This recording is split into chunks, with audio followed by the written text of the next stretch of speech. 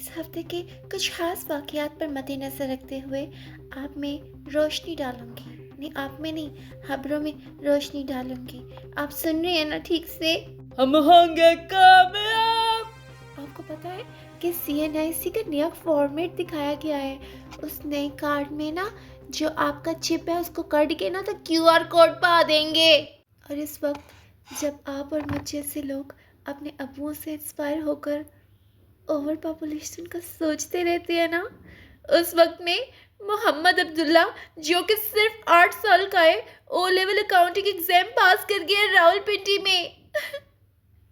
कहते मैं अपनी अब्बू से इंस्पायर्ड था। मैं बता रही हूँ हमारे अब्बू ठीक मैन्युफैक्चर्ड नहीं हुए होंगे। ऑक्टोपस के पास 3 दिल, पर लाहौरियों का एक ही दिल 3 दफ़ा तोड़ने का पोटेंशियल रखने वाले लोग आज भी जिंदा हैं। पता है 3 दफ़ा दिल कैसे टूटता है? जब 3,000 मोटरसाइकिल्स अथॉरिटी कैप्चर कर लेती है। 14 अगस्त वाले दिन के ये ड्रामे कर रहे थे भाई, वो अपना हुनर दिखा रहे थे। अब एक ही दिन है टैलेंट दिखाने का, तो वहां भी अपना टैलेंट न दिखाया जाए। एक दफा तो एसिड से लग गया, दूसरी दफा एसिड पे फाइन दो, तीसरी दफा घर वाले गालियां दे रही हैं, तीन तीन दफा दिल टूट रहा है हमारा।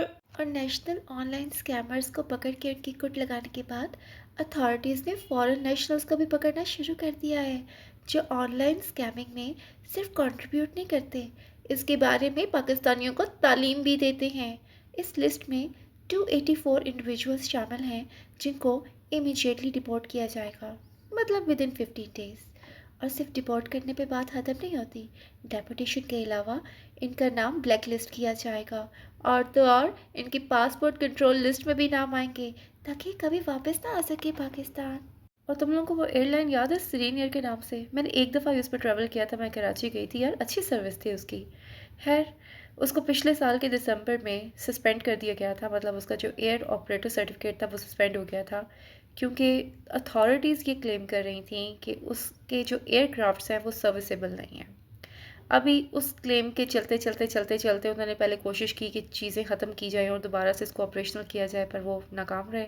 और अभी फाइनली ये जो एयरलाइन है उसने डिक्लेयर कर दिया है कि हम अपने एसेट्स को बेच रहे हैं, और ये अभी थ्रू आउट पाकिस्तान हम अपने बिजनेस ऑपरेशन को बंद कर रहे हैं। तो अब इस नाम की एयरलाइन आपको शायद दोबारा नहीं नजर आएगी। फाइनली सबसे रीसेंट अनफॉर्चुनेट इवेंट इंडोनेशिया में हुआ है, जिसमें 7.7 मैग्नीट्यूड का ज़लज़ला आया है। 51 लोग मर गए हैं, 5,000 लोगों को उस जगह से इवैक्यूएट किया जा रहा है। 29 मिलियन की ये पॉपुलेशन है जिसमें इस वक्त खौफदारी है। और ये चीज़ हमें समझनी चाहिए कि ये जो इलाका है इंडोनेशिया का, ये लाई करता है पैसिफिक रिंग ऑफ फायर में। मतलब ये मोस्ट एक्टिव रीजन है जहाँ पे टेक्टोनिक प्लेट्स की मूवमेंट होती है, जिससे एक रिलीज ऑफ एनर्जी होती है और अर्थक्वेक्स आते हैं। पर फिर भी ये बहुत बड़ा ज़लज़ला है। रीजनल डेवलपमेंट फ्लक्चुएशन में है, पर मोस्टली पॉजिटिव डेवलपमेंट को काउंट कर रही हैं, जैसे पाकिस्तान, तुर्की और सऊदी अरेबिया का डिफेंस अलाइनमेंट में आ जाना, गजा सीज फायर का निगोसिएशन चलते रहना, स्ट्रेट ऑफ हॉर्मुज़ का निगोसिएशन चलते रहना, नॉर्थ कोरिया और रशिया का एक्टिवली कोऑपरेट करना, जो कि सुनने में क्रीपी है पर टिल्ट पॉजिटिव ही है। दूसरी तरफ इसराइल और हिजबुल्लाह की टेंशन्स बढ़ती जा रही है। यूक्रेन और रशिया रेगुलरली एक दूसरे के ऊपर स्ट्राइक कर रहे हैं, और पाकिस्तान और अफ़गान की बॉर्डर सिचुएशन बहुत ख़तरनाक होती जा रही है। मतलब आप देख लो ना, नॉन स्टॉप रिपीटेडली टीटीपी के इवेंट्स रिपोर्ट हो रहे हैं, एक्टिविटीज़ नहीं रुक रही उनकी। और अब तो सिक्योरिटी ऑपरेशंस बलूचिस्तान और केपीके में देखो ना कितने ज़्यादा हो रहे हैं। तो चीज़ें चल रही हैं, लेकिन हमें अच्छे की उम्मीद रखनी चाहिए।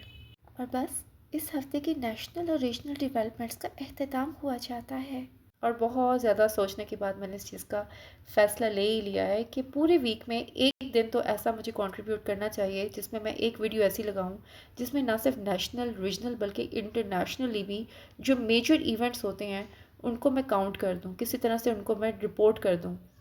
अब ये चीज़ का फ़ायदा क्या होगा? तुम लोग ताज़ा दम हो जाओगे, ज़रा अपडेट हो जाओगे, मेरी आत्मा को भी ज़रा शांति मिल जाएगी कि मैंने किसी तरह से किसी पॉइंट पे किसी जगह पे कंट्रीब्यूट कर दिया है, क्योंकि कीड़ा तो मुझे है ना कंट्रीब्यूट करने का। तो विद इन ए वीक मैंने मेजर डेवलपमेंट्स और इवेंट को रिपोर्ट करना इन वीडियो। कौन सा बेस्ट डे है? फ्राइडे? अभी तुम लोग सोच रहे होगे कि फ्राइडे का क्यों बोल रही है, क्योंकि वीकेंड्स पे तो आपकी सोशल इंटरेक्शंस होती हैं ना, और आपकी अंडर डिप्लोमेटिक चैनल जितने भी मेजर इंटरेक्शंस या मीटिंग्स या ओपन कॉन्फ्रेंसेस कह लो या क्लोज डोर कॉन्फ्रेंसेस कह लो, वो सारी होती हैं वर्किंग डेज़ में from Monday to Friday. Even कि आपके जो इकोनॉमिक सेगमेंट्स हैं वो सब क्लोज होते हैं फ्राइडे को जाके, चाहे वो स्टॉक एक्सचेंज है, चाहे वो आपकी करेंसी के रेट्स हैं, सबकी क्लोजिंग हो जाती है फ्राइडे को। तो Friday is the most crucial day of the week. तो उसमें रिपोर्ट सबसे एक्यूरेट तरीके से की जाती है क्योंकि वो सब ताज़ा होगा और पूरे वीक का एक निचोड़ होगा। तो उसी में मैं सब समराइज़ किया करूँगी, ठीक है। तो चलो इस वीडियो को लंबा नहीं करती क्योंकि ये इन्फॉर्मेशन बेस है ना, और फ्राइडे को यही वीडियो चला करेगी। मेरी बातें सुनने आओगे ना, मुझसे मिलने आओगे ना। बाय।